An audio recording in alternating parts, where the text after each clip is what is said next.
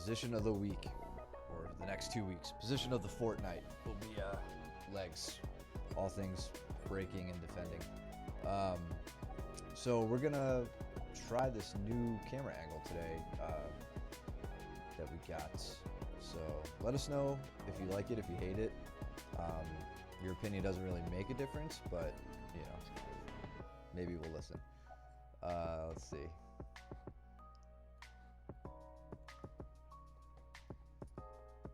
Here we go. So right from the side of the mat. Now we can, I feel like we can capture a little bit more here. That dead spot from the pillar is not quite as bad. Now all of you just have to find another place to loaf and waste time. What's up, Andrew? What's up, Andrew? We got Pat and Jordan. I cannot remember, what's the new guy's name? Chris and Pablo? Chris and Pablo, okay. Brandon and Duncan, maybe? Yeah. Yeah. Austin and Josh Josh getting started. Austin. And then Braden throwing me down. Yep.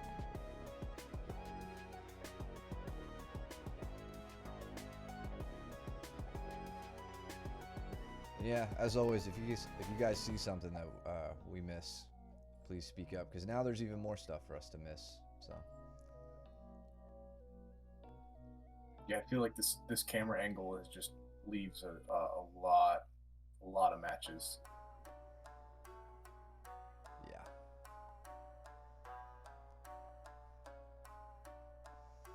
So Jordan, I saw you getting into that front headlock position on Pat. He kind of, I don't know how. Yes, you were really heavy on the head. I love that you hip heisted back up. I really like how you're working on getting kind of into that combat stance. That's really good. I want you to. We've got a little bit to work on here. I think from just how to further break him down. We had gone over guillotines very briefly a week ago or so. You have a great guillotine set up here. It looks like the strangle arm, your right arm in this case, is very deep. You definitely have the arms for guillotines, so we can shore this up in class if you want to talk about it either tomorrow or Saturday or something like that. We don't have to go into too much detail right now. But yeah, using this front headlock position more as a direct offense as opposed to a transition to the back, basically. Yep, exactly.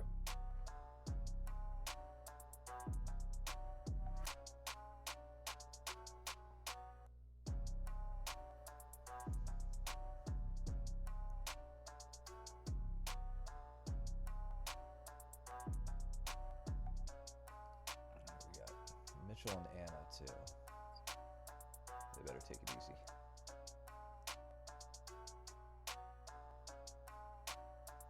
And Chris and Pablo. It looks like Chris got the rear naked strangle on Pablo.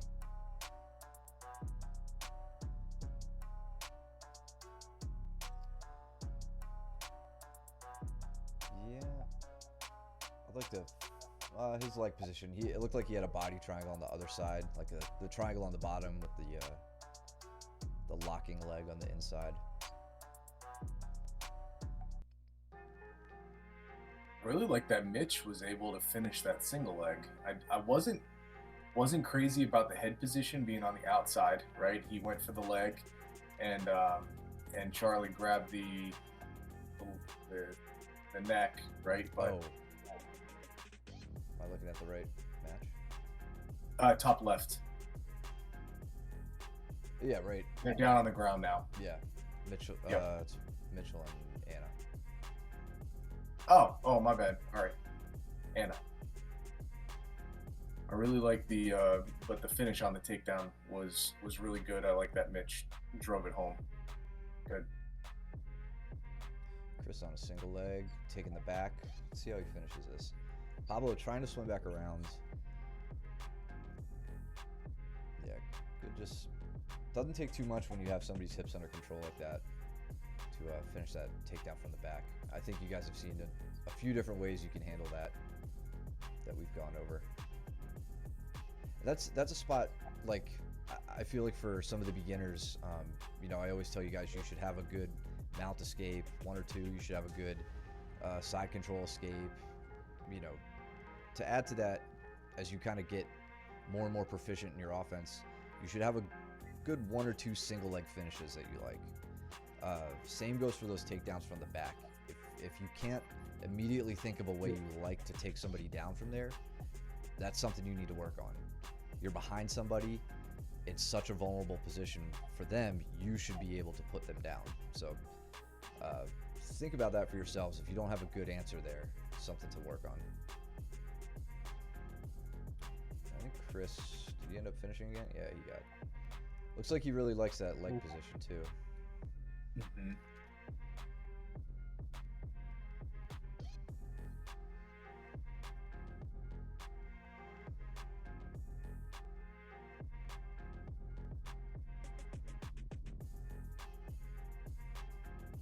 And yeah, for those who didn't have the pleasure of being there on Monday, that was our biggest class we've ever had. Bigger than Tom DeBlas's seminar.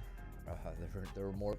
That was the most people we've ever had on the mats. And looking back at the footage, it was like, it looked like when you stomp on an ant pile and they just go crazy. Like, Yeah. it looked like he stomped on a black ant pile. And there was just all these black rash guards everywhere. It's like 40 some odd people, right? Yeah, just over 40. Big sweep from Jordan here. Let's see. Or, I'm sorry, from Pat. And you missed it, Steven. Oh, no, wait. What a slacker. Yeah, for real, dude. So, yeah, Jordan gets a sweep. So this is a good example of a fundamental move that often gets shut down, but still works really, really well. The UPA, right? Now from here, Pat is not quite on top, so he's not in a mount yet. I think there you go. He goes to transition to it, and Jordan's ready for it. As Pat comes up and over, he starts to load up his knee. And there's stuff you can't see going on here, like how their balance is changing. So Pat has stepped that leg over, puts load on his knee, which makes him heavier on that left side, and Jordan's ready for it, and he goes to hit the roll. He's lucky here in that it looks like Pat has really committed his hand to gripping the shoulder. Jordan, a good thing to do next time is to, instead of taking this grip, which we've talked about, you know, there's really no point in hugging over your opponent, take this arm and try to block the elbow with your elbow, just with like a basic kind of overhook or a clamp down on his arm, and then you hit your bridge, super good, and you land in close guard. So super simple UPA escape. It's probably the first one most people learn, the first one that starts to fail, but there are great times to use it. It's still a very, very useful technique. That looks like he's diving for a Kimura, which was really a good move on his part. He's trying to use that to sweep up top.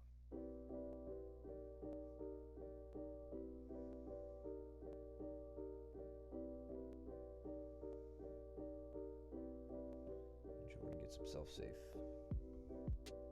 Austin and Josh is using the technique that Luke taught that night to try and stay safe, keeping a good hold of Austin's head here.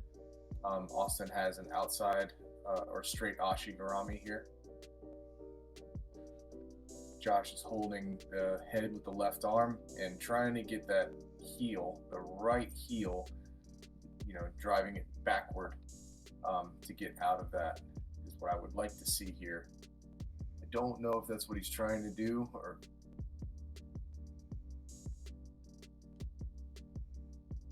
Is that what you were Josh, trying to do, you Josh? weren't aware. I'm sorry. Go ahead. I said, is that what you were trying to do, Josh? Oh, yeah. Speak That's now. right. Yeah, he's in the channel.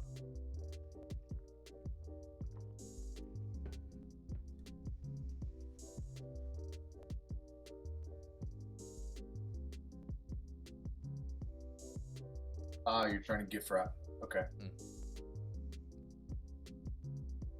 I mean, so my advice on that, especially as you start going with more people who are going to go for these leg entanglements, is get out of the leg entanglement. You can do that through threat of submission or threat of a gift wrap and all that stuff. That's totally fine. But prioritize getting out of the attack. Um, and keeping your legs safe. That would be my advice. I don't know, Matt, what you think about that. So just yeah, in general, I think that's great advice. Specifically to this situation, um, a gift wrap would be good. The gift wraps are most useful when you're going to take the back. Um, it's a great way to get and keep back exposure, and then transition your way around. Problem is, right now you don't have a hook in to get to the back. So Austin has, like, if your legs right here were switched, and instead your leg was in between his legs, like over his quad and in between his legs, you essentially would have a hook in ready to go when you took the back from that gift wrap attempt. In this case, I agree with Mike. I'd prioritize, using your right arm here, maybe pushing the knee down the leg to where your knee is no longer captured, for lack of a better word. And you'll probably start to feel that a bit more. You'll know when you have a hook, when that gift wrap will be a good opportunity or a good option to use. In this case, yeah, I'd say make sure Austin doesn't have a way to off balance you. If Austin grabbed your heel, which he doesn't have right now, but if you could get it and then he straightened this leg out and held your ankle stationary, he could do what's called a waiter sweep and kind of force you back to your butt and take top position. So take that away from him, and then you could think about some transitions. Yep. There are probably other things there that we're not thinking about as well, but good place to start.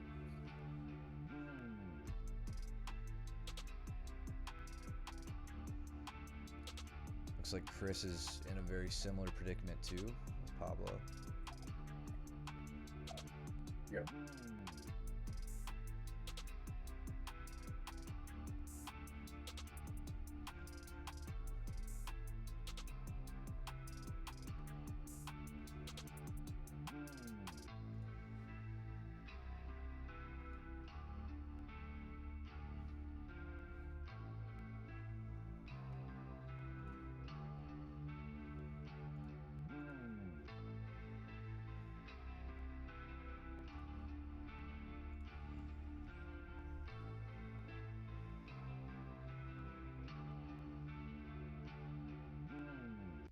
It's too bad Chris wasn't with us for sack control class. See some good stuff you could do. Logan. What's up, Logan? What's up, dude? Senpai Logan.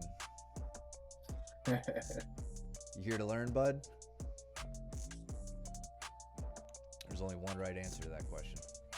We got Ted and Daniel San. And Chris and I.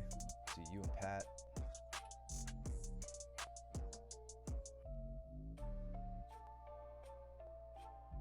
Pat shooting a deep underhook to a body lock, but just loses it with the little Uchimata counter. Little level change, shoots in, and yeah, you get that leg up, hoist the hips, bring down. And Gavin and Austin. Good sprawl from Danny. And notice Danny's, he's taking this outside grip on Ted. What Ted wants to do here to finish this is cut his angle around this way, or at least that's one option. But Danny knows that, and he's one, blocking that path for Ted, and also that gives him kind of an anchor to sprawl against. So it's gonna make it difficult for Ted to hold on to that single.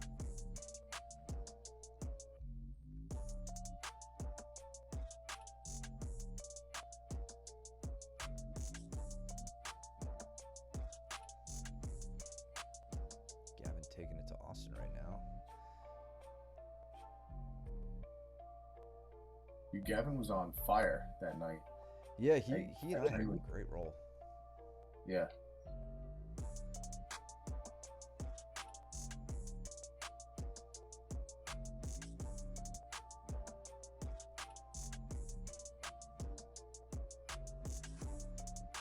Me and Braden had a war too. Yeah, actually, both twins were on fire that night. Yeah. Yeah, Braden was my first match.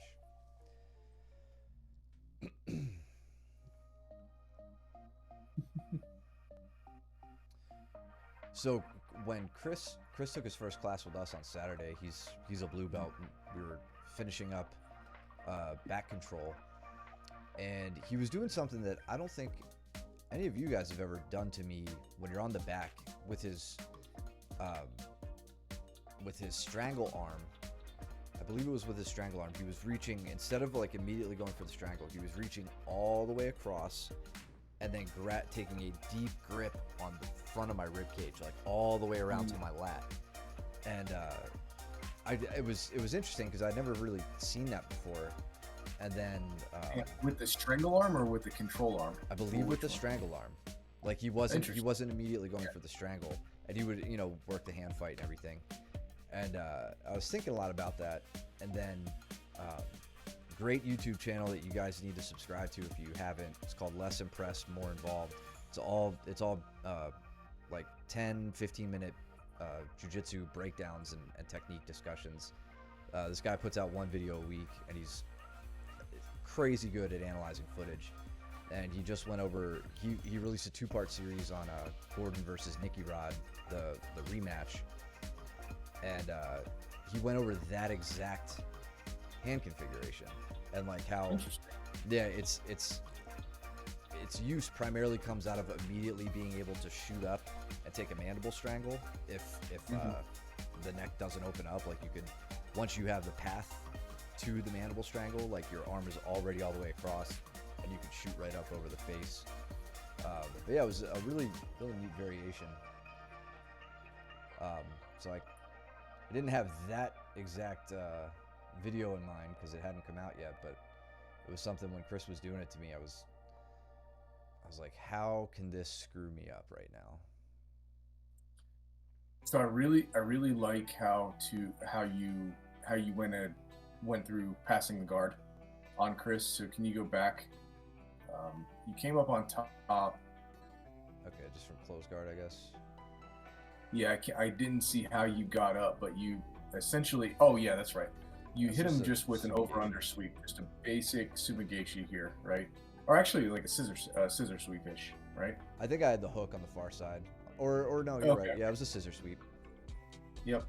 Either way, so you come up and you're trying to get into the mount here, but he's not giving it. He's putting his knee up. So what's Matt do here?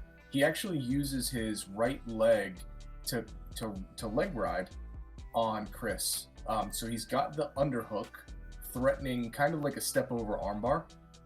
I would say type of a grip, right? He's got like a shallow grip onto the shoulder, and he's leg riding and going across. So instead of like what you see us do with like the baseball slide to where we're going straight up the middle, you're keeping both knees, you're trying to get both knees pointed in the same direction. We talk about this a lot with guard passing, right? Knees in the same direction indicates a good chance for a guard pass, especially walking behind, but you can also do it going in front of the knees as well. And this is what Matt's doing. He's cutting across and going straight into what looks like a baseball slide and straight into a threatening offensive position here with this arm configuration.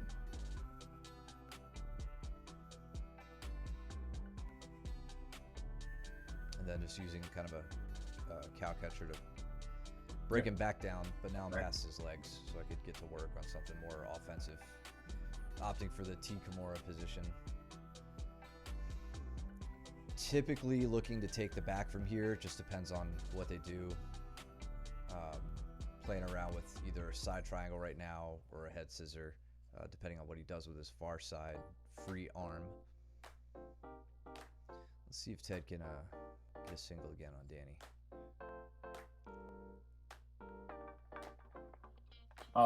One thing that I just did to Pat I wasn't able to keep it for very long, but I was able to use this the an interesting hand fight. So I had the control arm with the my right hand, and my left hand was the strangle.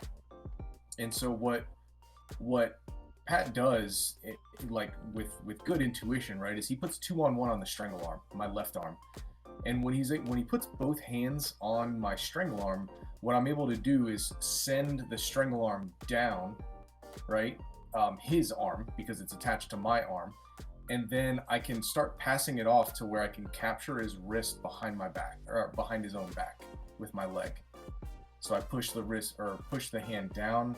I connect my heel to my own wrist, and then I'm able to finagle my way to where I get his leg all the way across the back. Now, he was doing a really good job of trying to give me trouble with the angle. So what I wind up doing is just crossing my legs here so that he wasn't able, for at least temporarily, to get his arm back in front of him and give me a 2-on-1. So in the meantime, while I have that distraction, I'm setting up, trying to get to the strangle arm deep into the neck, and then by the time he shakes it, I think I'm able to get to the strangle. Yeah, right here. Nice. Yeah, I more often than not find myself crossing my ankles over the trapped arm rather than trying to pull it behind the back. Probably more so because my legs are short. I'm speeding the footage up a little bit. But I find it to be, like, it's useful enough to get to where I want to be, which is, you know, a 2-on-1 hand fight, as opposed to a 2-on-2 hand fight. Good go behind from Gavin. Sinking that knee in. So Gavin, it looked really good there for a second. I want to see. So you hit the go behind really well. With Austin turtled up, driving the knee in, that was good. I just want to see it pointing in towards his feet, towards his hips a little bit more. And then here you take the knee out, and Austin uses that as his opportunity to like try to roll into guard. So if you can close that, it looks like you're trying to recover from there, so that's good. But if you can close that up, you might be able to prevent that from happening. Good back take. Good. Okay, worked out.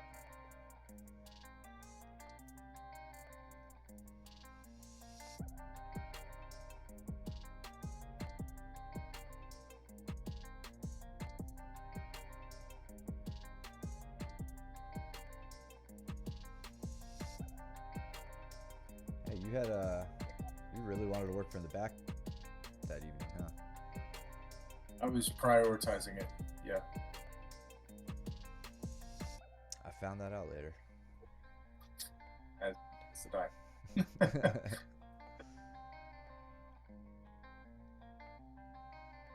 Austin putting the triangle on Gavin to a mounted triangle. What a bully.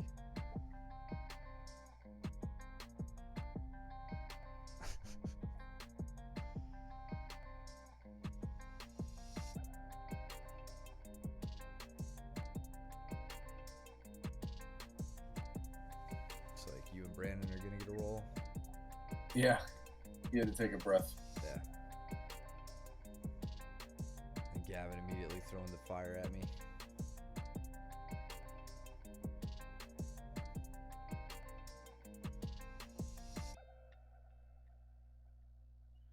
We got Danny and Chris. And then the leopard print boys over in the corner. Yash and Cole.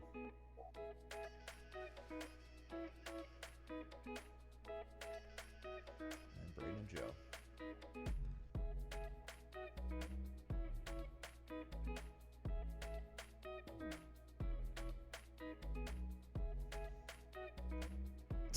Joe caught him with the head on the outside. You see Andrew's comment. What else?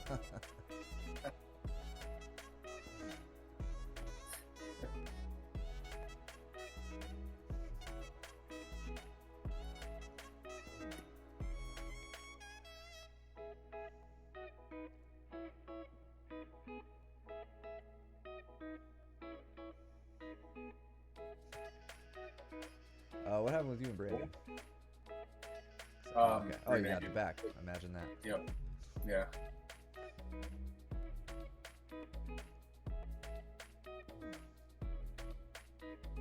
All right, good framing, Braden. Good, creating some space. Joe switching up, trying to take it away from you.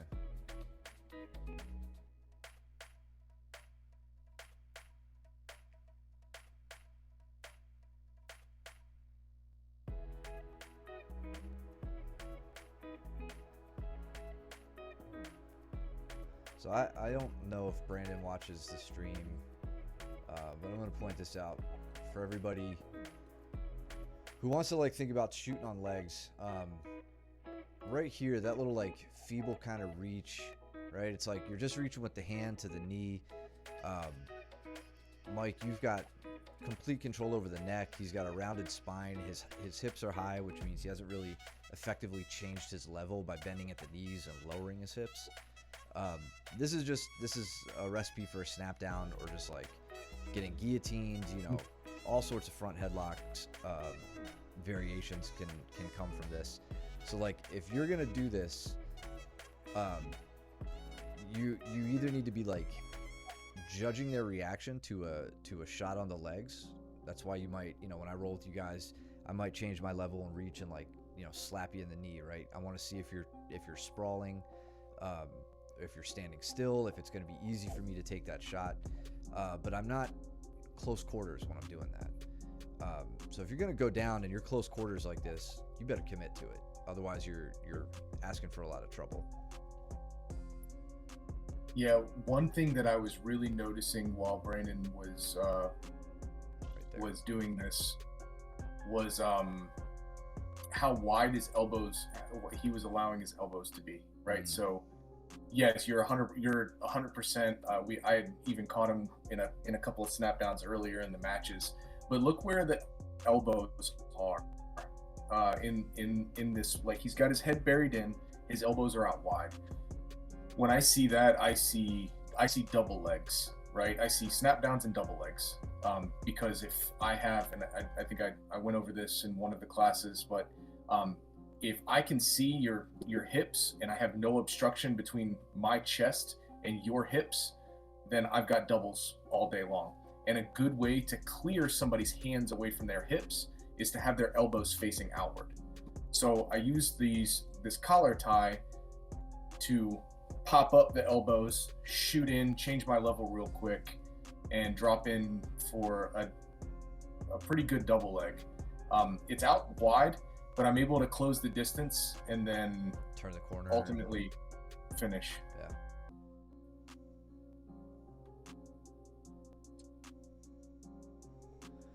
You better be good And to so, Brayton, like- Joe. He's gonna get older and bigger, probably stronger than you. Yeah, right. Andrew, we've talked about it before.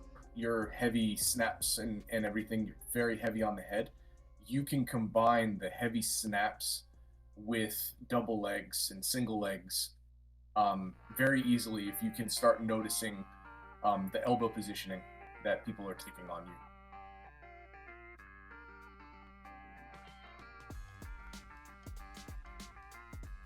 There we go. Good back take.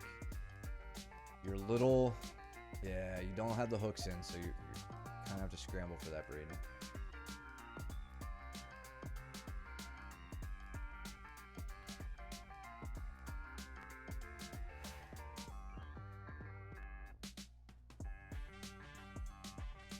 Pat blocking. Joe heel hooks him.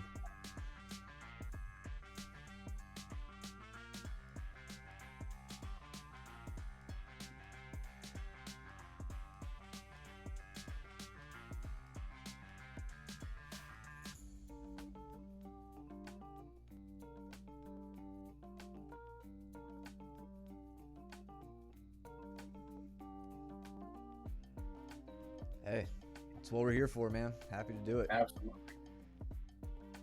Yeah, I wish the adults picked up stuff as quickly as the sets of twins do, because I don't. Then it'd be even. yeah, that's true. I'm really just trying to blanket insult all of the adults in the class. But no, really, the compliment there is to the, you know, Kurt's boys and the Walkers. Week by week, they fold in the tips that we give them, and like whenever we break down after a match, you know, when I talk with Gavin or Braden about like putting the knee in against someone in Turtle to like break down to back control and all that stuff. Like the very next week they're doing it, and that's nothing can make a coach happier than that. I still maintain Gavin legitimately strangled me on Saturday. Oh, with the 10 finger?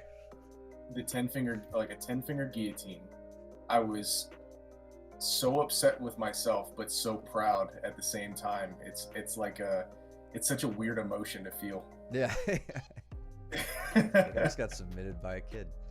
I know. But I taught him how to do it. Yeah, I taught him that. Yeah, Austin trying to put on some heavy smother pressure. Getting smothered by a, like, I don't know, just a rib cage, you know? Trying to smother somebody with a washboard. It's like one of the skeletons at Halloween just laying on top of you. Kept getting his arm over my back. That's pretty demoralizing. You're like, yeah, come on, smother me more. Sorry, Steven. Not sorry. Let's see. You and Brandon, Pat and Joe, Andrew and Josh.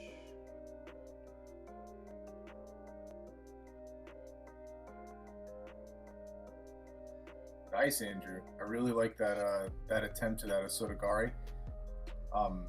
It wasn't a firm committal, but you got Josh stepping there. I think that was at least a good attempt to start attacking that outside leg. Totally. And the next follow up here, Andrew, for you, like keep playing with these. You've actually, I think you've kind of taken to those, because I feel like you try to hit a few of those on me the last few times we rolled. I've seen you doing it to others in the footage. The cool thing with stand-up, like when you have a good breakthrough moment, you get good at a move, and then when everybody adjusts to it, you use it as an opening to a new move to get good at. So now with Josh stepping back, he's left his legs wide open. You need to start thinking about how you can, take advantage of that. Maybe now you step this leg in and out to an inside trip, or what is it? I think it's an ouchi-gari is the major inside reap. Or if you want to get if you want to give him some air miles, you could shoot in for an uchimata or something, a head throw or whatever. Yep.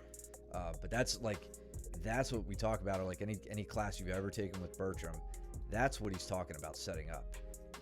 This is a wide base, and Josh is super vulnerable here. So this is where stand-up can get really, really fun.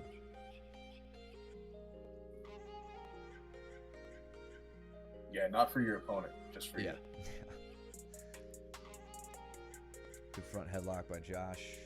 Very nice to snatch that neck, Josh. That was a really good sensory, right? Like way to sense that his head was low and that you can get that.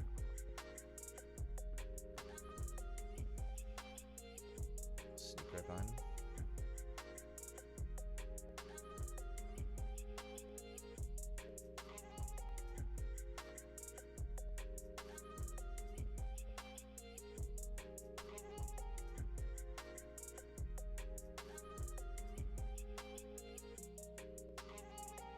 So Joe, on the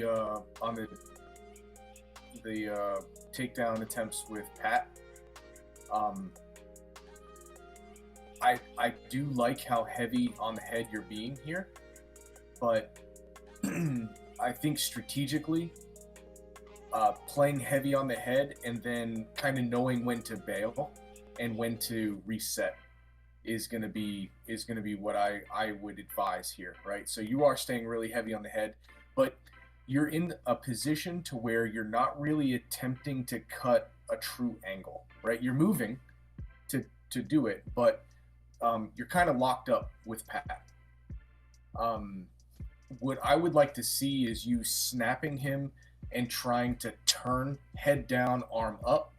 If that ain't working, then I want to see you disengaging and then coming back and getting into a better gripping exchange with him, rather than turning around in circles and stuff. It can be very tiring for not only Pat but you trying to do something like this over time.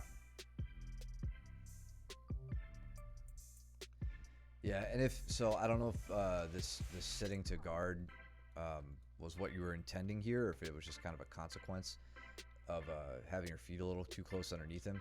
But there's a split second here where like you could absolutely turn this into a leg entrance too. Yep. Right here, if you fell with both legs inside of his legs, you could have a really, really simple entrance into an Arimiyashi, standard leg entanglement. Keep that in mind. I think we're gonna. I don't know. I don't know what everybody's gonna teach. I told everybody yesterday when I covered Bertram that I'd like to see you guys really getting used to Arimiyashi and just like making it automatic, since it's such a versatile position for like so many other leg entrances and or leg attacks rather. So if you could make that pretty automatic, you're falling to a pretty decent angle here against Pat. Your head would ideally come out this way, and you would have both legs on the inside, and then you can attack that leg.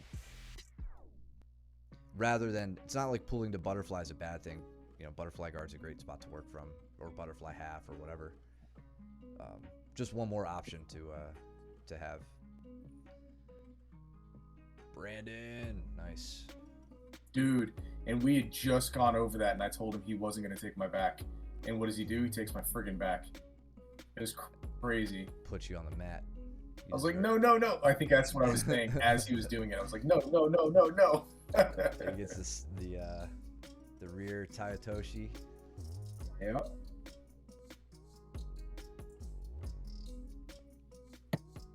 Andrew scrambling back to safety.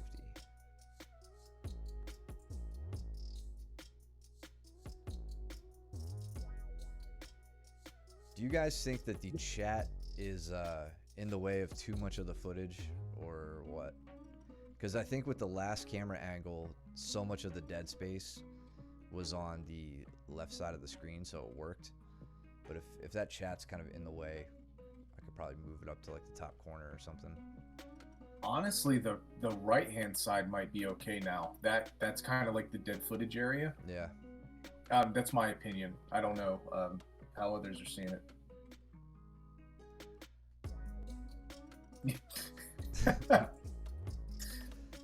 I don't know what to say to that. I don't let's see. Yeah, that's the one way to get somebody to tap on throw.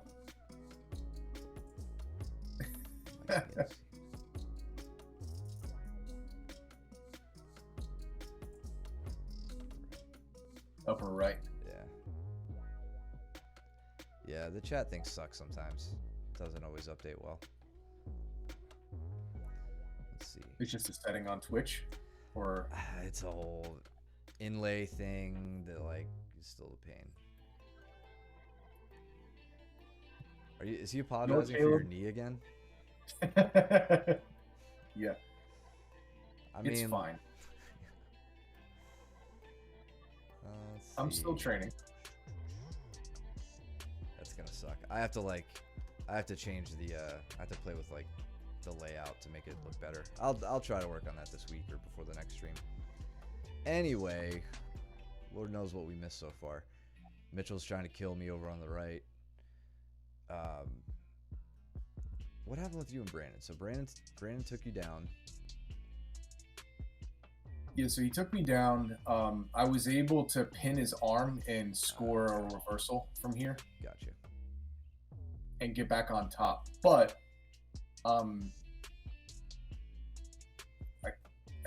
don't remember what happened from here. I really like how he got his knees in. I mean, I didn't at the time, but I really like how he was able to frame and get his knees in and really prevent me from solidifying the position.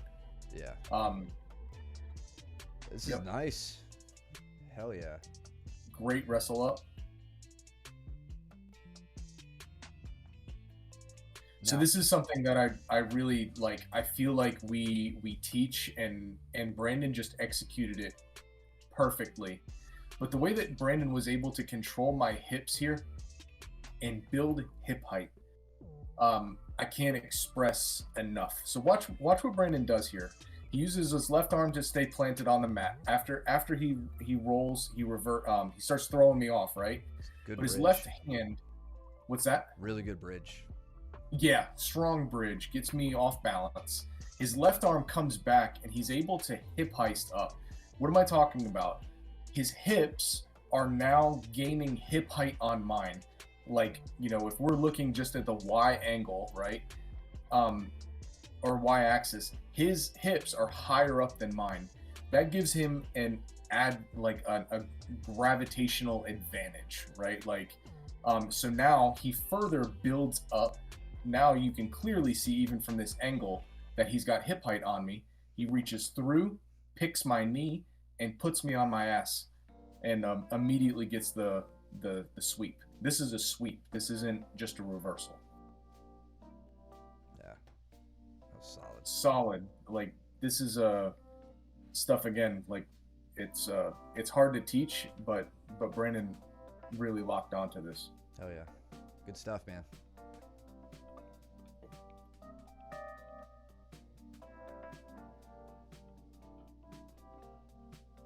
That's awesome. It's always, I don't know. I tell everybody, like, I'm too simple-minded to have like a lot of things happening in my head all at once. So like, the fewer number of words I have flying through my brain during a roll, the better. And just something that I can send in that just says "get my hips up," right, or whatever, is perfect. That's great. Trying to turn the corner on the knee here too. But Mike's kept the knee inside, which is whoops a daisy. The whole reason you look to the feet is to get your chest like onto Mike's thigh, so like you get around the corner. So right now I would prioritize controlling. Let's see, where's your legs in the hip. I would probably look for underhooks more here, and kind of upper body control. It's kind of vague. Let me think about this. Because he's stapling your leg down, but you've denied him the underhooks. Man, if it were me, I'd probably end up disengaging and like looking for another option. I just don't want you to load yourself up on Mike's knee and then let him, sweep you or enter into your legs or something. Yeah, that's a hard one to coach through, just because. Yeah, I know what I would be doing, right? Which is what I was doing here. I'm trying to shoot for angles in order to get to your legs.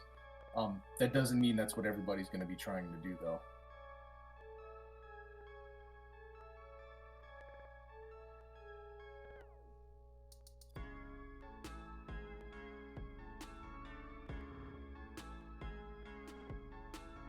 So what did Josh do to get into mount here? Who cares, dude? His rash guard's dumb.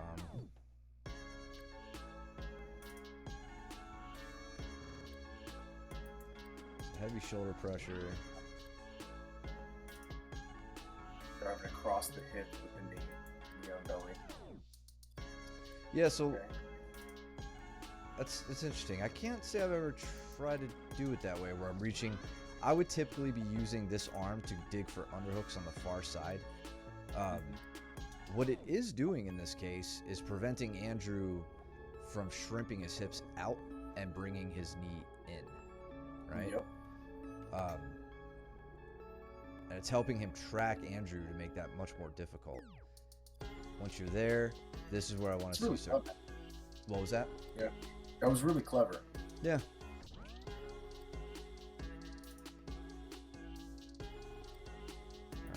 getting the legs flat. Looks like you're thinking kipping escape, maybe. I don't know if we've gone over kipping escapes with you, Andrew. This is there. Certain times you want to do it when someone is smashing their chest into your face. It's normally one of the times. But you can also utilize your elbow escapes from there too. No reason you can't. If they smash your face to one side, you kind of don't get to pick which side you elbow escape on.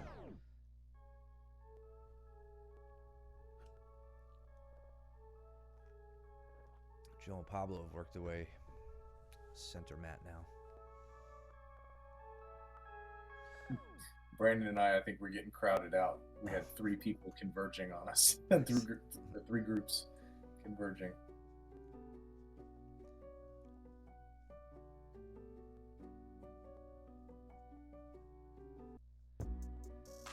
So Cooper's going to be one to watch this weekend. I'm really excited for him to get to this next competition. He's going with Austin right now. But something happened in the last like few weeks or months with him where his intensity has just skyrocketed, and he's rolling with some real significant intention. And he's rolling like he's got a vision for what he wants to do right now. So I'm really excited to see how that plays out for him this weekend.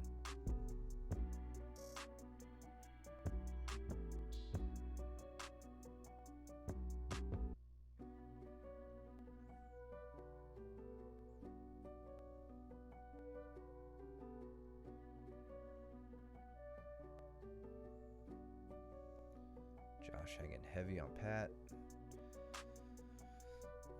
Looks like Joe's he was trying to work a mounted guillotine there.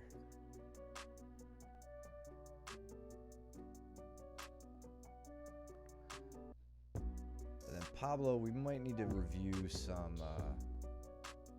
mount escapes with him. I think we normally see him maybe once or twice a week, so it's hard to get in as many reps as you need.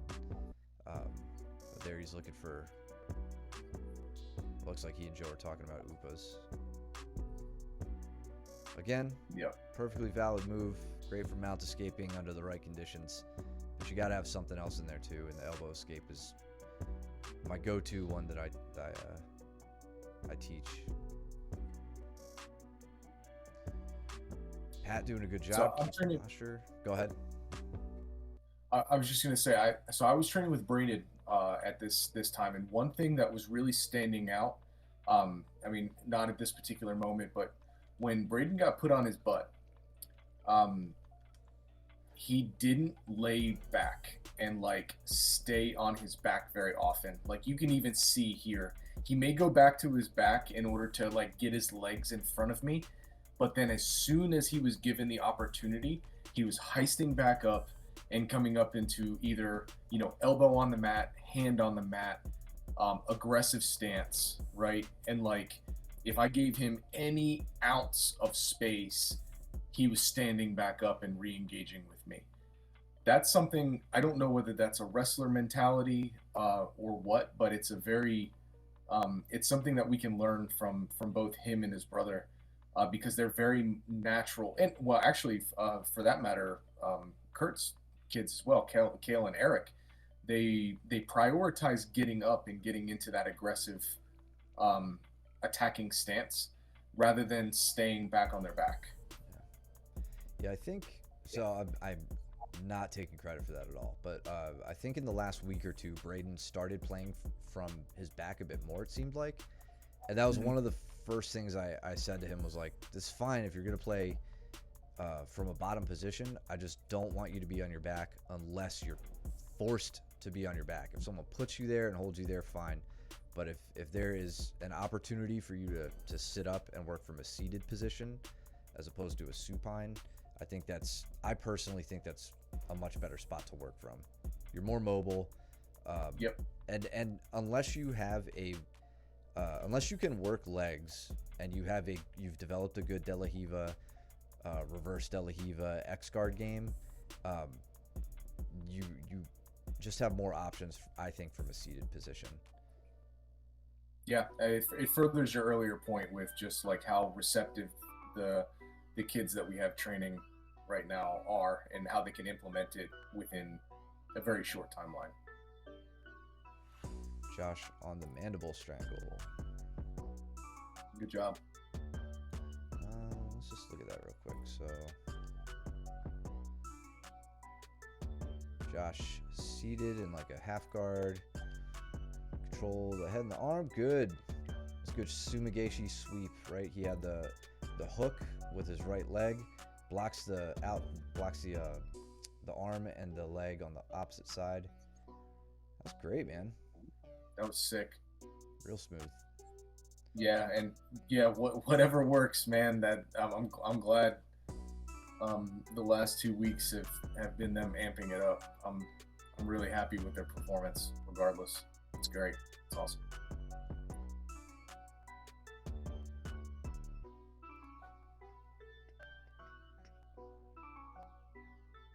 Josh trying to get that arm.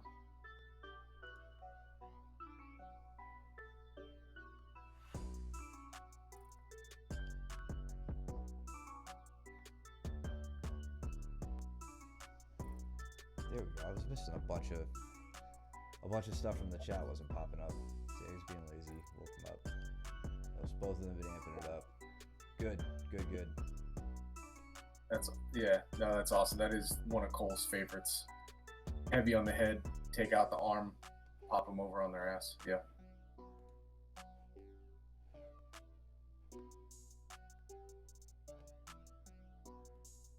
Sorry, hopefully now all the comments will pop up. Not all of them are coming up.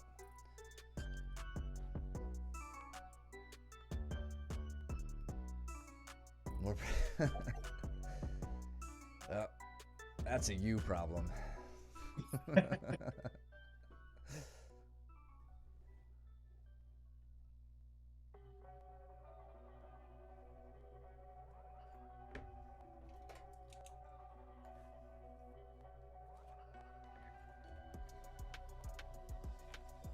right, you and me for the first time in seems like forever.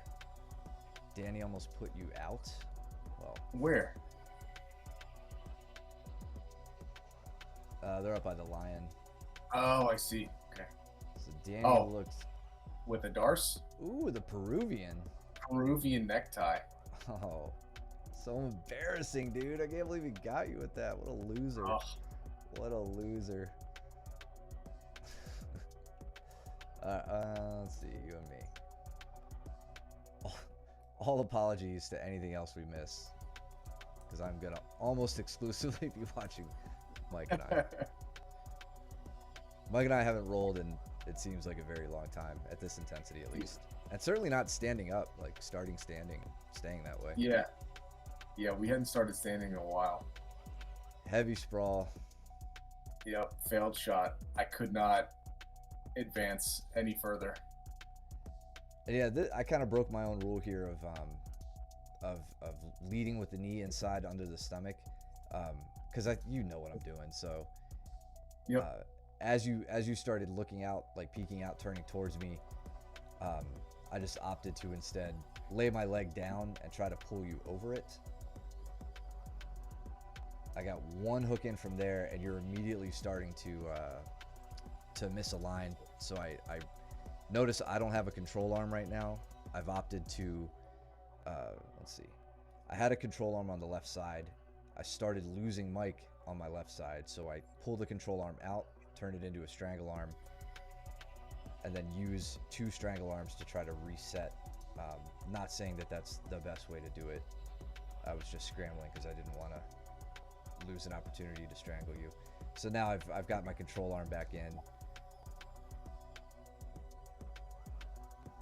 And then now I'm kind of just fighting the hand fight that Luke likes to fight, where it's, I know you're pulling your elbow up, so I'm not gonna be able to trap your leg easily. That's what I was gunning for. I Yeah. knew that's what. So this is the straitjacket system, right? Like, well, kind of, right? You have your left hand is attacking my right hand and kind of pushing it away, and the entire time I'm thinking, I'm like, I can't drop this elbow right now because I'm going to be fighting a one-on-one battle.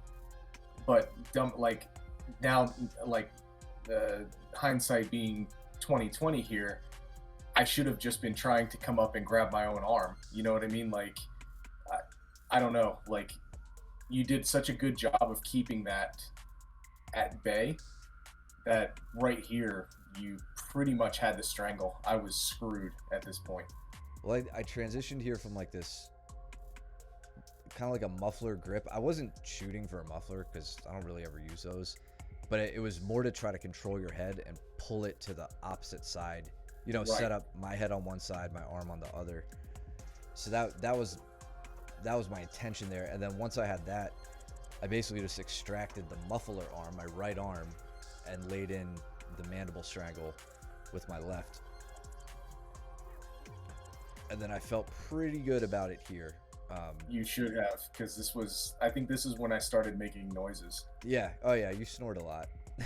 um, and then in the round previous to this, I was rolling with one of the Buhlmeyers, and I was telling him, because they got on my neck. They both got on my neck this night, and they did the same thing. They put the strangle on, they squeeze their arms, and then they let go. They squeeze their arms, and they let go.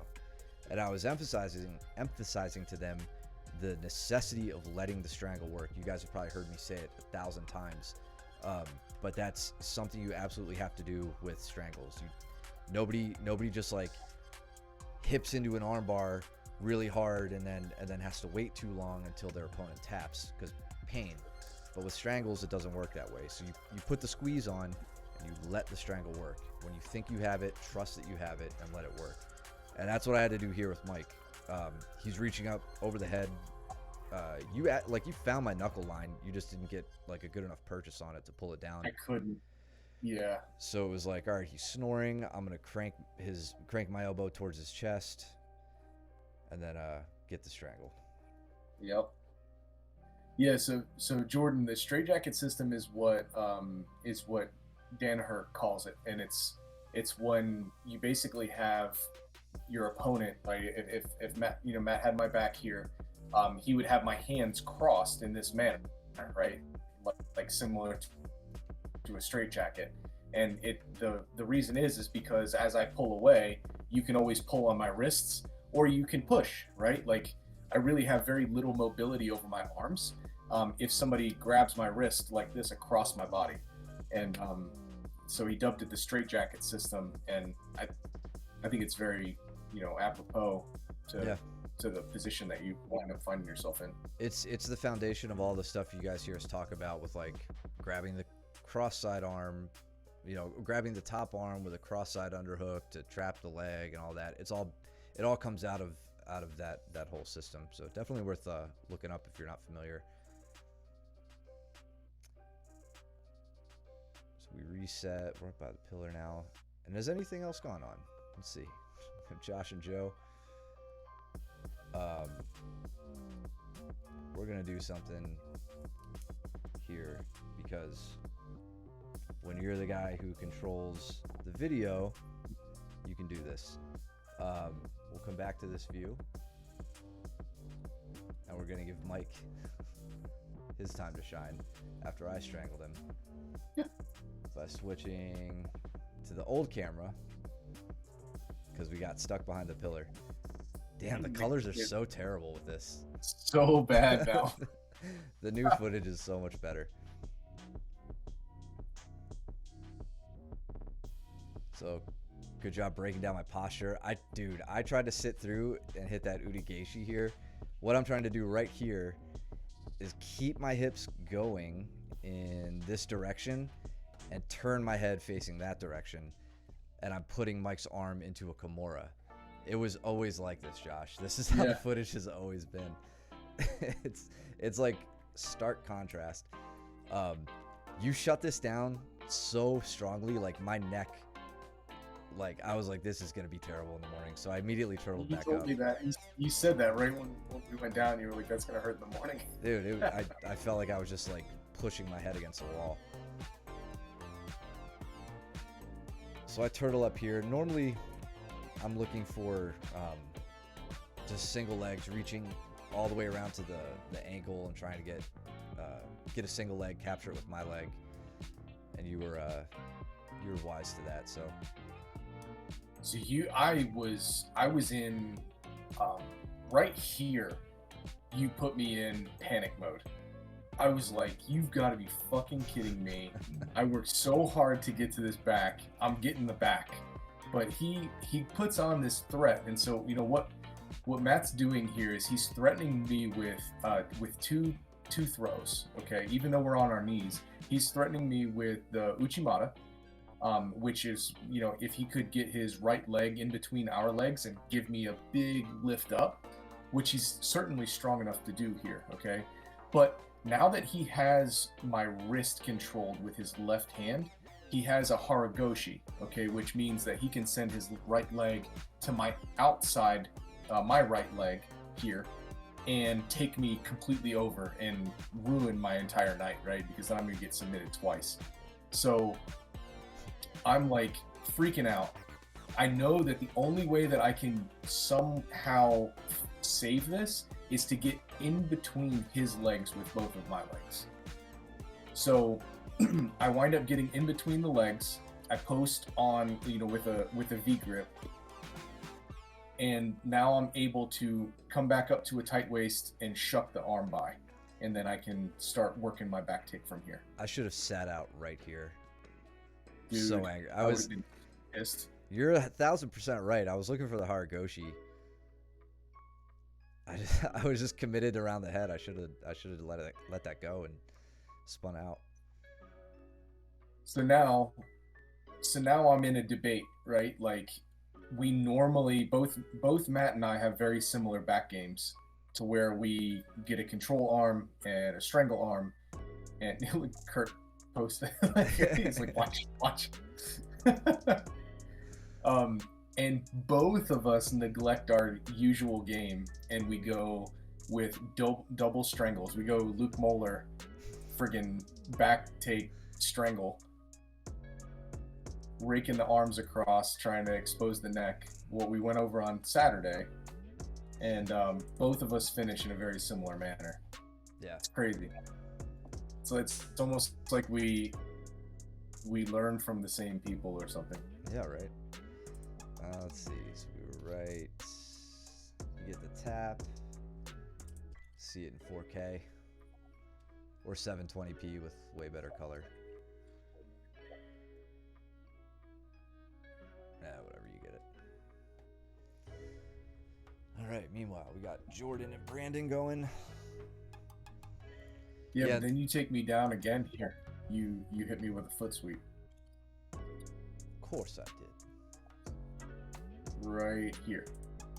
No, you tried to hit one. After I try it. Yeah. I tried, that's right.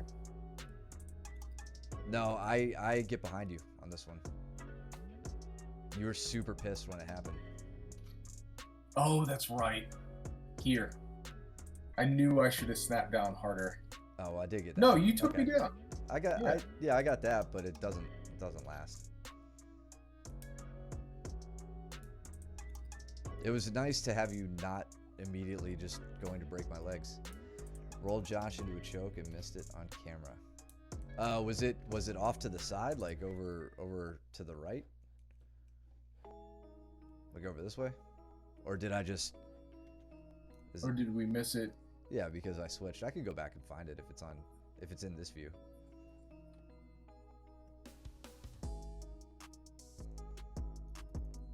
Oh, somebody's head was in the way. Probably Ted. I think Ted was standing right here. Hmm. I don't know, man. Josh says it didn't happen, so I'm not entirely convinced that it did happen.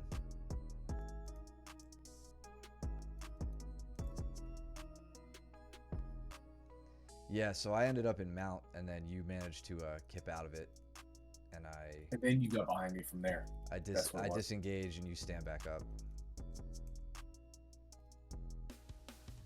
So Joe, good. I like what you're doing here, Joe. You go from, you got this underhook. You're trapped in the half guard right now, but you force that crossface, add some heavy shoulder pressure in, and the second you can pull your leg out, you do, and transition right into mount. Which is something, I don't know if Luke talked to you about that. I know Luke recently had his own little epiphany where he's like, why am I going from half It's side. guard or a takedown into side control and then fighting for mount. He's like, I have wasted so much time not just immediately jumping into mount when I have the opportunity. So if he expressed that to you and you're implementing that looked really, really good.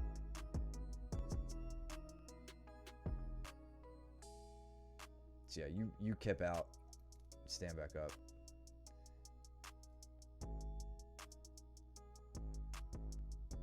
And then I think you hit like a pretty big collar tire. Like you tried to throw me or something. Oh no, okay. That's what it was. And then yeah, as I get behind you, like we start this little this little spinning around. It was kind of like what happened with you and Brandon earlier, where you're trying to square back up with him. I'm trying to remain behind you, and then now I'll use my right foot as we turn about 90 more degrees to hit a trip and keep it going. And then you were really, really, really tight on my hands here. Like you were forcing my hands down to the point where if I were to open my hands up, I would have lost everything. Like you would have rolled away. I wasn't concerned about like a submission or anything. I was concerned about completely losing you after I got that takedown. Yeah, I was. That's what I was hoping for. Exactly. I had like the Kimura grip. I wasn't gonna finish the Kimura, but I wanted to pin you down so I can get back up on top. Yeah. And then Gavin smells blood in the water and knows that I'm exhausted, so he comes straight after me and takes no mercy. Good. Savage.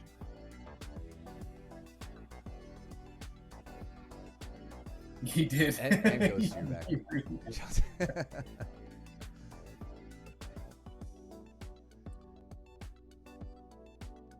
Somebody better jump in here with Chris. There we go.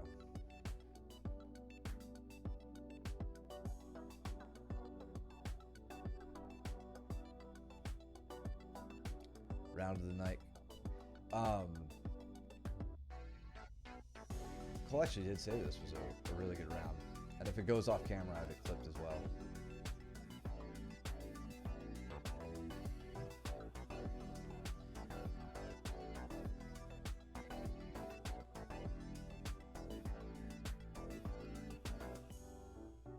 Do you guys mostly stay on that side of the mat? Or is it just like an angle thing? Because you started what? Just Austin's transition into triangles is it's so effortless. It's frustrating. So check this out. He's got a wrist grip, or a wrist grip on Brandon here. Brandon's got he's trying to control Austin's left leg, and Austin's reaching all the way through to try and gain control of Brandon's right arm. He had it for a second. He just had it up by the elbow, but then he uses his left arm here and gets a wrist grip instead, because he starts losing it at the elbow. But now he's transitioned to using a more wrist dominant grip. So his right leg is already set up. He hikes it right up over top of the shoulder. Like very good leg position by Austin already. Now all he has to do is get rid of that leg. I'm sorry, that arm. Yeah. By Brandon. Look what he does. Puts him down with a hip bump. Yep. And then goes right into it. That was great. Right in. It's like effortless to him. I hate him so much. Did he lose the arm though? Brandon was able to slip the elbow with the left arm. Oh, okay. Okay. All right, I hate him less now. Yeah. But no, either way, that was excellent. I love seeing triangle setups from the hip bump.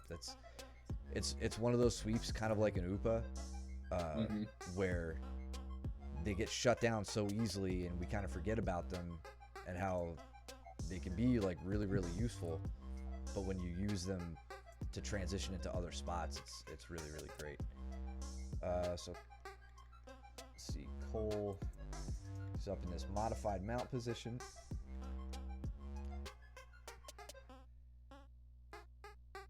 Onto the back, following through, losing the angle a little bit, but it looks like you had enough of a strangle in Looked like a mandible strangle. And maybe a little bit of a neck crank in there just because of the angle. I'm totally guessing right now. Listen, Caleb, if Mike and I do something cool and it's in the view of the old camera, we're going to the old camera. That's that.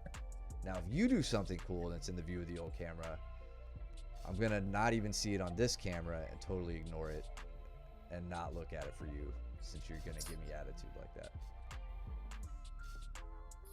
Yeah. All right, so Was that a smother on Chris?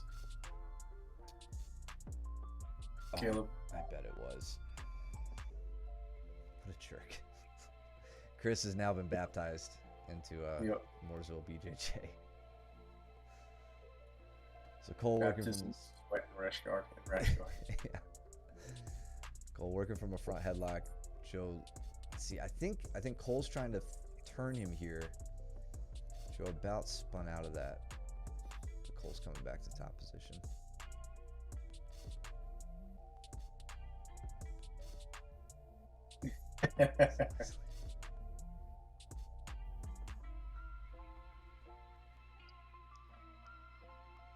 Cole doing a good job. Well, was for a second there controlling the legs.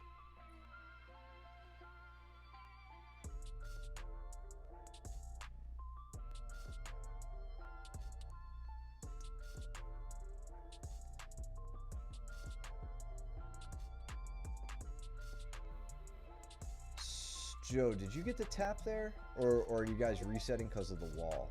It looks like, I'm assuming maybe a tap. Yeah, since you guys fully reset. Yeah, so Joe sets up from an outside Ashikarami.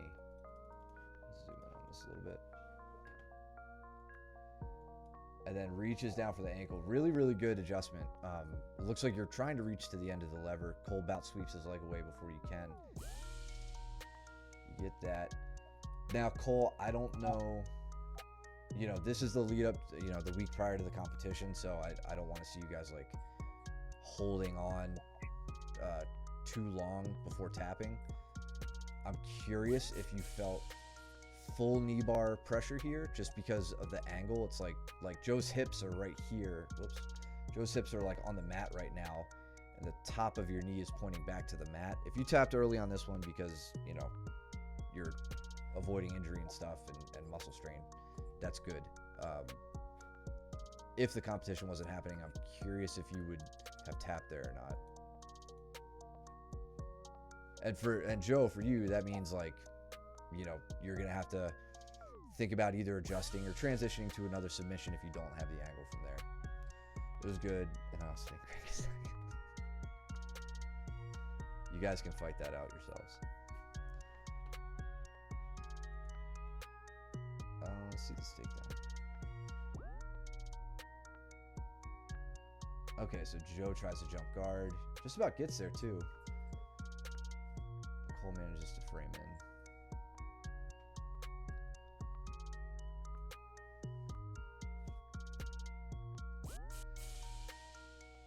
Oh, Kurt.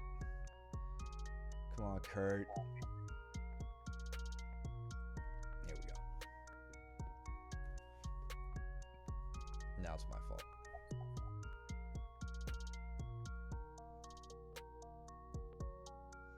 Then meanwhile, it looks like Gavin's trying to work an omoplata on you. Or a Kimura. They're basically one and the same. Good takedown, Brandon.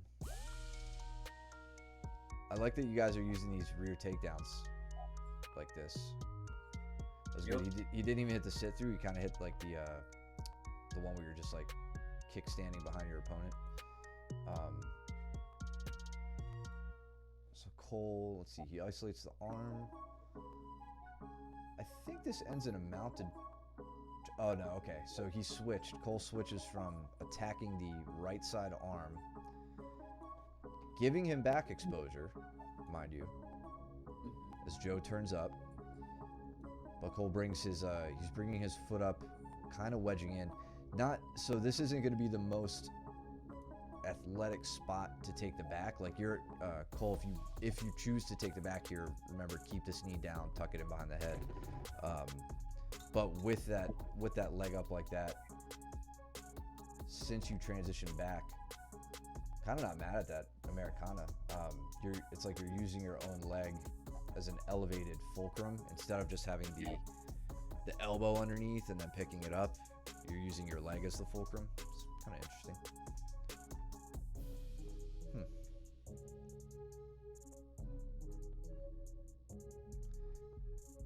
Innovation. Look at this. Look at this guillotine that Kaylor Eric gets on me. I forgot who I was rolling with on this one.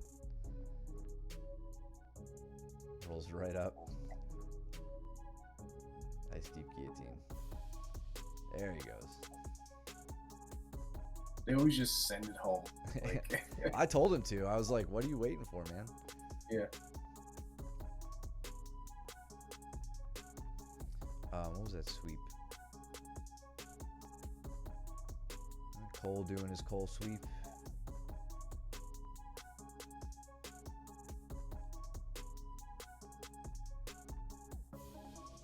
So now you're in a sweat puddle, so it might be difficult to hold a high mount here.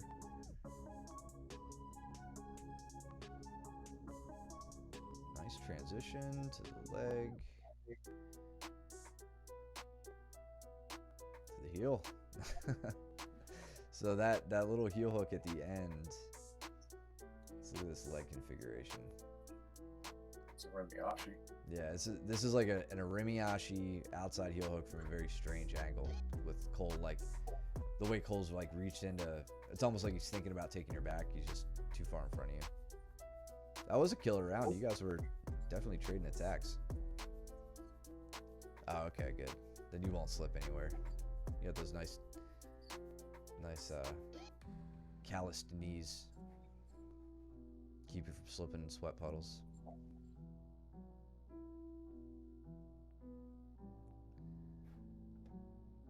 Cooper hitting me for the next round.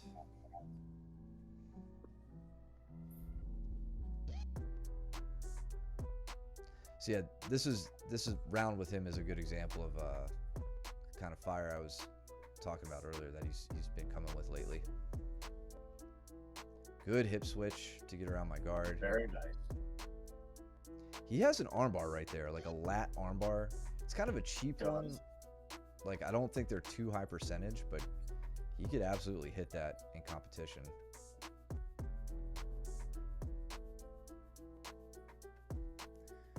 Joe and Jordan.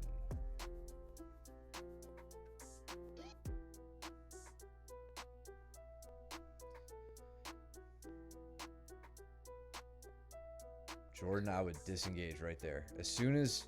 Yep. So, like, when you guys are tied up like this, I'd disengage even earlier just because I don't want to wear anybody's weight and I'm not advancing. But the second Joe gets his head above yours, you say, nope, I'm not hanging out here. Shove him away, back yourself away, reset. Yep. Just reenacted our comment here. Say, yeah.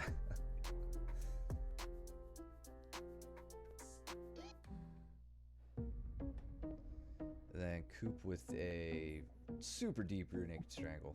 And I gave him the same spiel about trusting the strangle. Yep. I don't want you kids, the second you get it, man, I don't want you guys just giving people a chance to tap and then deciding for them that they didn't. Squeeze them and hold on until the ref stops you. Or in class until they tap. So Brandon, on the maybe I missed something. I just saw it briefly, but you and Caleb are in the top left, right? The top left of the screen, Yeah. I believe. You just had your right hook went in right here, and I'm curious as to why you extracted here. I think Caleb just pummeled. Watch Caleb's right leg. Looks like Brandon plants his foot. Okay. All right. But Yeah, Brandon so- planted his foot, and that gave Caleb the opportunity to pummel out.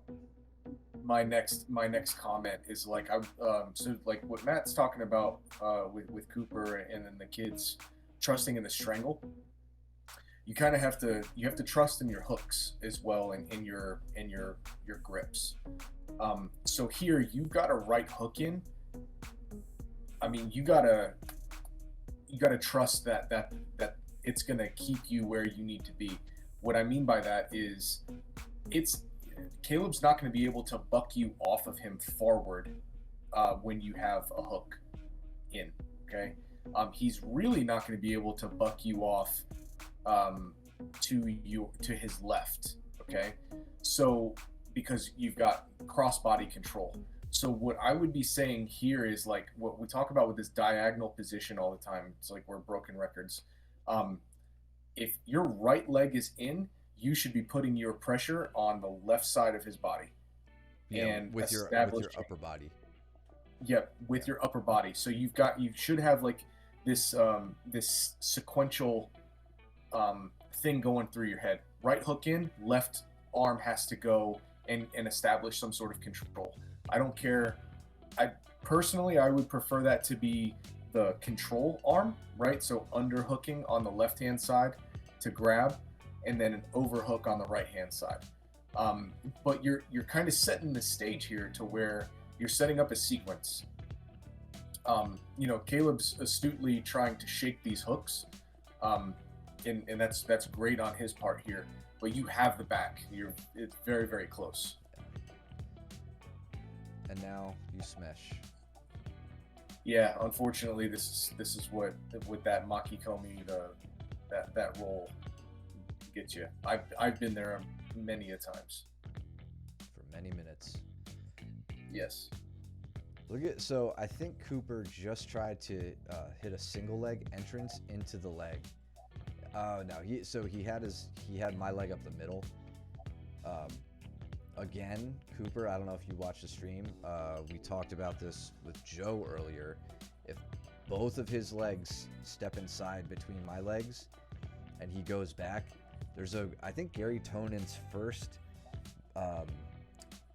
match in 1FC, he hits a leg entrance similar to this, where he goes in on the single leg and just does a full backwards roll as he throws himself into it and gets a real quick heel hook. I'm pretty sure that's one of his matches in 1FC. And Joe, if you're working on your Neon Belly for the and having a problem with losing your base like you did with Jordan here, Jordan, great job recognizing it and going to that overhand like snatching the overhand grip here. This was really good. But Joe, normally if you see me going for the Neon Belly, I'm not gripping and trying to make, especially when I've got my leg down low across the hips. I'm normally immediately coming up and I'm kind of like perching, right? Like I'm trying to get my chest away from my opponent and making sure that all of my weight is on my knee/shin across the hip. Here you're overextended, and that's why Jordan's able to take you over. You have to trust in your balance with Neon Belly if you want to kind of ride it out a little bit. Yeah, I would say for your upper body grip here, switch from this deep collar tie you have, because that's just going to keep your posture broken and make your neck available. Switch from the collar tie to the far side underhook. So the arm that Jordan is reaching up with to collar tie you right now, you should be taking an underhook on that arm and pull him up with that. Control his upper body with that. Again, it's a form of diagonal control. You've pinned Jordan's left hip, so you need to control his right shoulder, not left hip, left shoulder, or in this case, the neck. So keep playing around with Neon Belly. Shoot for your far side underhook instead. Yep.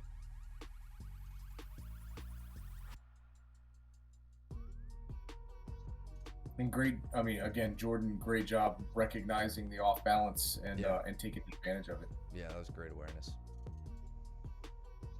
And it gets you back. Another good example, of recognizing your opponent's imbalance, is what Joe was just able to do. Jordan, you have to, when you're on top like that, I want you focused on tucking your chin and keeping your weight right like you have. It's just constant back and forth. Tucking your chin and trying to get your face down, close to that far shoulder, which obviously is easier said than done on Joe here. Wow, what a scramble. Yeah, that's nice. Back and forth.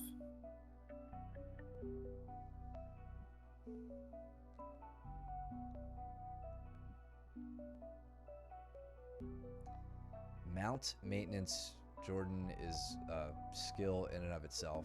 And like, not to sound discouraging, but it was something I had to work on, like deep into purple belt even. And I still like, I'm not great at it, probably because I'm a lot lighter than you guys.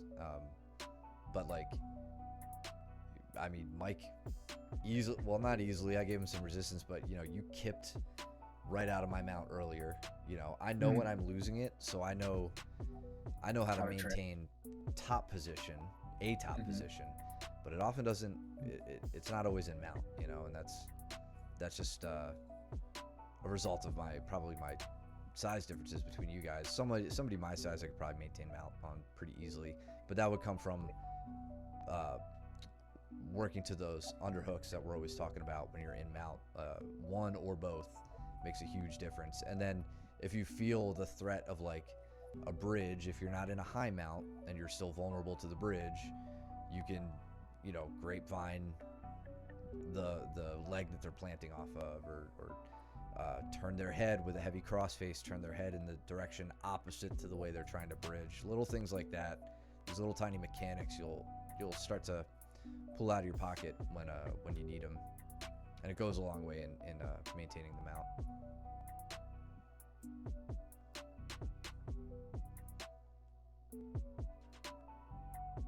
Yeah, this is a really entertaining round. There's that waiter sweep. Little different because you got the legs on the outside, so you don't get quite as much extension. Yeah, Joe, I would instead of pushing him away with that, I'd be pulling towards you. I would take an inside grip on that ankle, maybe. Maybe inverting underneath. Yeah, that's getting a little advanced, But check out what Jordan is doing here to keep his legs safe. So like he's stepping right on his stomach. He is stepping right on his stomach, and I was nervous that you were going to try and put yourself in 50-50, which that'd be bad. Yeah, at an older, like at an upper belt level, I think that would be a mistake. But you quickly correct that and go back into essentially the escape that we were going through in class that night.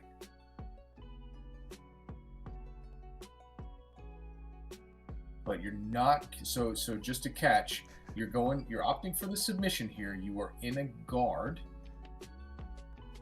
Okay, I'll shut up. You wind up threatening and getting past the guard here. So normally I would not advise to go for an Americana while you're in somebody's half guard. But it does seem like it got you the reaction you were looking for. Surprised Joe turned in that direction out of that too. Yeah, that normally exposes the shoulder a little bit more, right? By getting it up.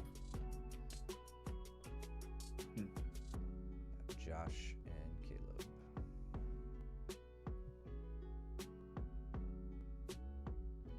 And Joe and Chris.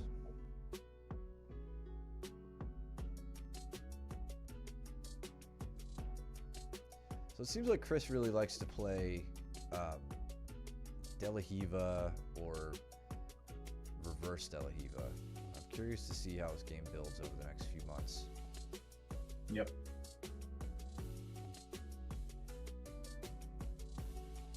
Oh, it's you and Cole. My bad. My bad, guys. Who did you say it was? Josh.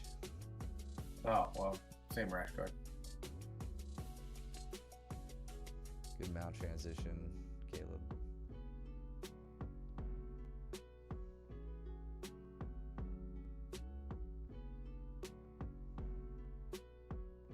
Great go behind. Great takedown. Yeah. It, Stringing them together super Braden makes quickly. that look so slick. Yeah. He makes it feel so slick when he does that. It's great. Actually, just because I know we're getting a little late here, I want to look at that. I just want to look at the grips that Braden's using on this. So he establishes, let's see. Thought he had a collar tie on me first. Collar tie here. And yeah, okay. I just kind of reached up a little too lazy. Kind of like I'm trying to shoot for my own collar tie. He pops my elbow, or it looks like he pops my elbow, keeps it going. This video player is the worst. Just let it play.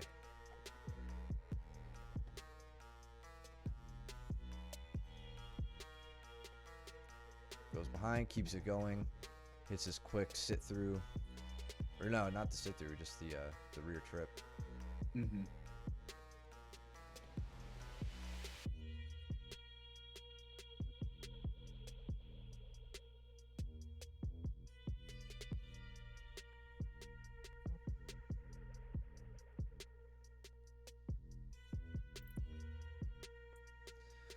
Looks like Caleb's trying to get the smother here. I don't know if Cole's gonna let him do it.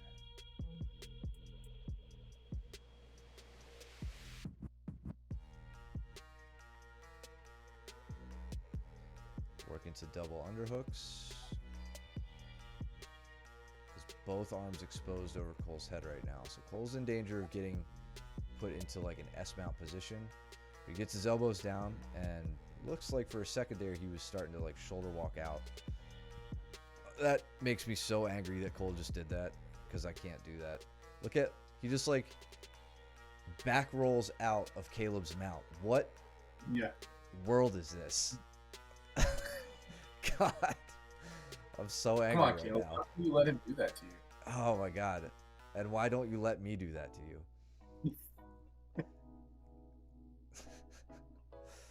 What happened there? Was that just... Oh, okay. It looks like Cole gets the just the belly down rear naked. Maybe either the strangle or a mandible strangle. Also made me angry. Yeah. God. I'm just gonna do that next time you're in mount. I'm just gonna roll out. It's that easy. I'm gonna squat a little bit first, get my legs a little bigger. Get a pump in, Yeah. and then go. I'm glad that my neon belly tortures you as much as it does. And for what it's worth, I feel like we're pretty 50-50 on you torturing me from the top position too, so. Maybe even leaned a little bit more in your favor, if I'm being honest. I don't think I got to roll Joe off slipped. yesterday.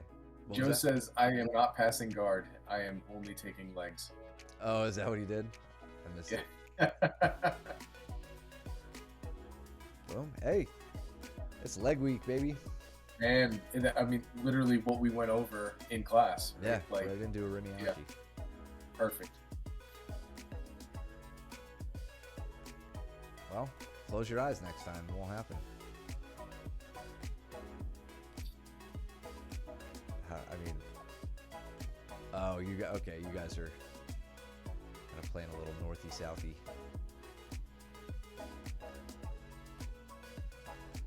Let's see. Did you go back into legs again, Joe? Well, I guess Chris kind of laid to the position, so you're allowed.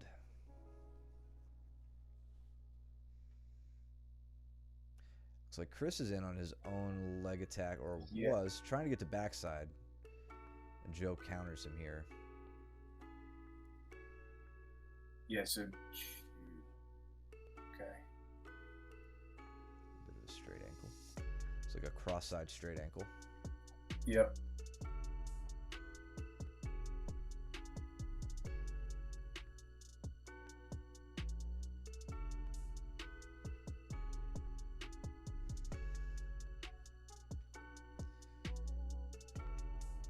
Caleb has pummeled into a forced Cole. He was forcing Cole to work from double underhooks there for a second. Now Cole's adjusted back to a seatbelt grip.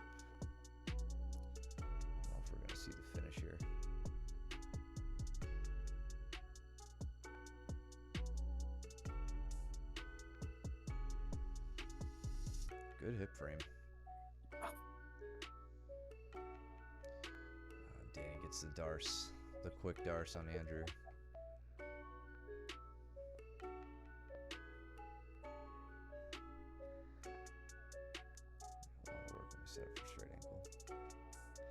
I think that's a good thing to think about, Joe.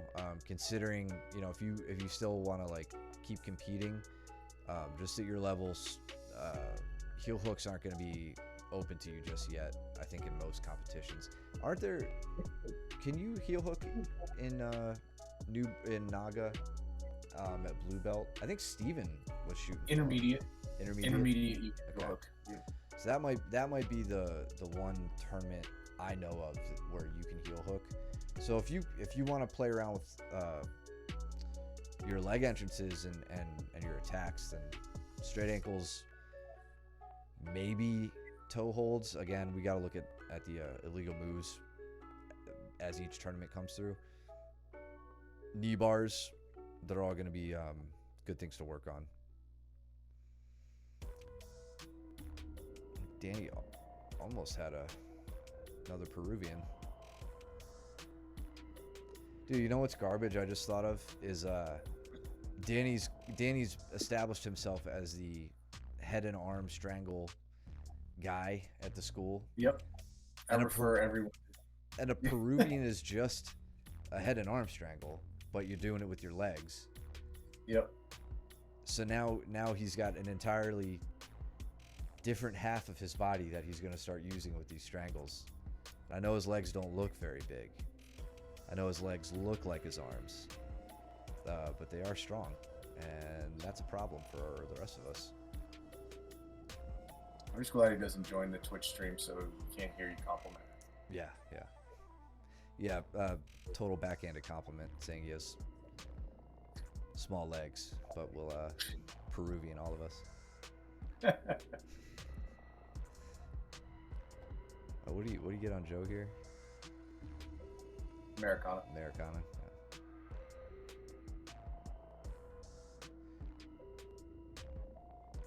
With the head in. Was it? Yeah. Oh. Damn.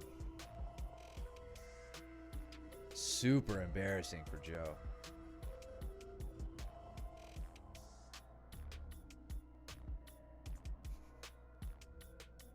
I was really looking for a double leg on Austin. I know you can't see it because we're in the corner, but I wanted to like pick him up and twirl him around like I do one of the kids.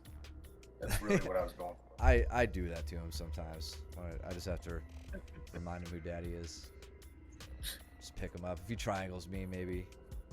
Yeah. Although I'll probably get tapped if I Yeah, with the neglect triangle. escaping and decide to pick him up. He'll just hang on and strangle me anyway.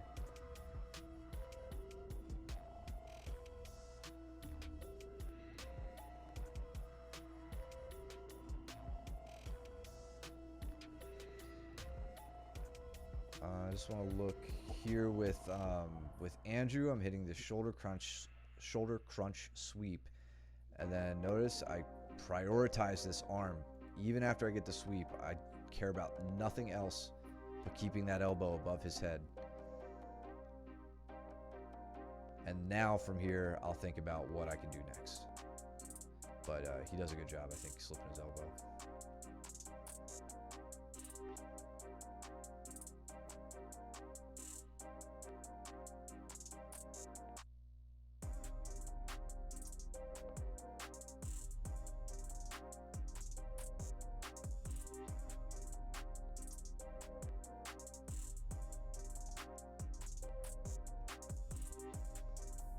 So Danny's him out with no underhook established. So let's see how he handles that. Gets Joe's arms isolated by attacking the neck. Puts a nice forearm right across the throat. And as Joe goes to adjust, Danny's knees come up into the armpits. And he moves to a high mount position. Now he's looking to isolate an arm.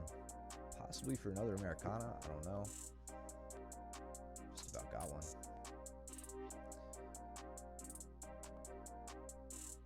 good standing guard break, Joe. You know, I mean, look at that. That's so Danny about gets the dummy sweep, but has to settle for butterfly, and you're not phased by it, and you pretty easily pass this butterfly.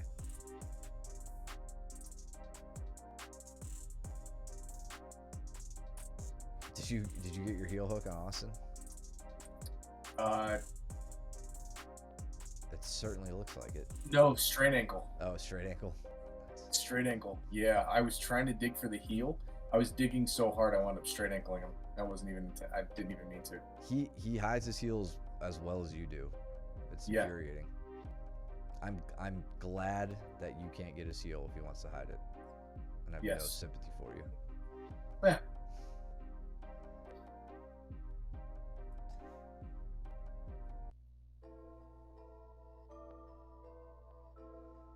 It was on a leg. Almost was.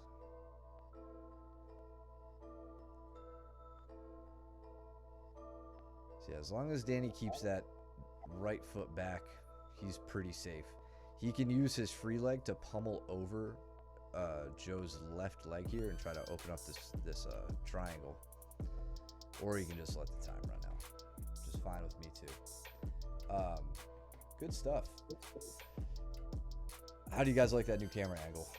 I know the picture quality is better than the knockoff GoPro I bought. Glad I didn't spend too much money on that. Yeah. Let us know what you guys. Cool. I'm glad you guys like it. I think we're probably gonna keep that position, and I'll try to get the chat in a better spot that isn't quite as obstructive. But yeah, thank you guys. Thanks for sticking around, hanging out. Thanks for the lively chat too.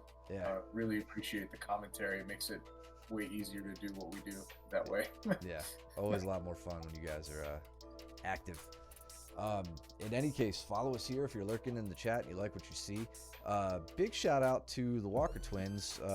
Your pops told me that you guys like post our stuff on TikTok, which is so far beyond me and anything I'm willing to do to promote this channel. But a couple weeks ago, we had just randomly around 250 views on our stream, which is like 5 times more than we ever get. So again, it's small, whatever. This is all for you guys, so I don't really care too much about how many people see it, as long as you guys are getting something out of it. But we appreciate the support as always. Absolutely. Yeah, and easiest ways for you to do that are share us on TikTok if you know how to do that. Otherwise, follow us here, subscribe, use your Twitch Prime if you can. You could also support us at coffee.com/MOBJJ. You can support us by getting back on the mats and giving us some more good hard rolls, technical rolls, and everything we saw from you guys today. Other than that, we'll put this up on YouTube. We got competition on Saturday. I believe Cole and Josh have signed up. Anybody else who's thinking about it, definitely sign up sooner than later. I think registrations are closing soon, so go check the website. And yeah, bring any questions you have to us. We could talk rules, illegal techniques. We probably should have done that already, but we'll get you guys squared away for that. So what else? Anything else? No, we have been doing some research on our end on the rules and stuff, new breeds. So if you have any questions and things, not only do we have it up and ready on our phones to go through, but I think between me and Matt, we can talk you through just the stuff that you're allowed to do, not allowed to do, like you said, illegal techniques, legal techniques, match times, blah, blah, all that stuff. I think we've done enough digging to be able to get you through it. Yeah. Cool. All right. Well, other than that, you guys go ahead and trim your nails and do your laundry and don't be stinky, and get back to class this week for some more training. We'll see you there. See you tomorrow.